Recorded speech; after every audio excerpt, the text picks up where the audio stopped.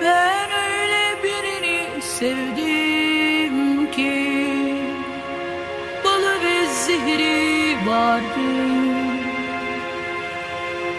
Kirpiğine düştüğüm gün ölümüm başladı.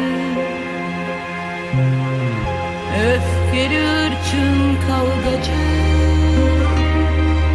ısırgan ve edepsiz ağzı, geceler kadar karanlık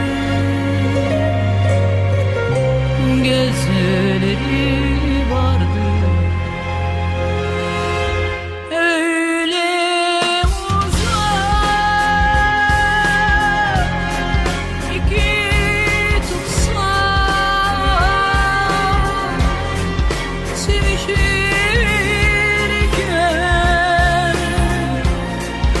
ağlardı. Uçtan uca,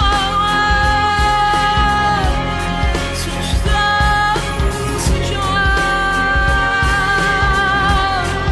seve seve yuvarlandı.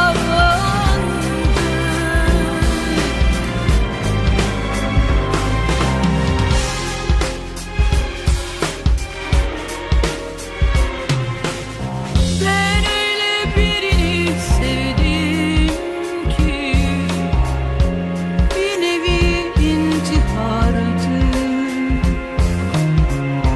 Yara bere içindeydi hala, cesarete tapardı. Öfkeli hırçın kavgacı,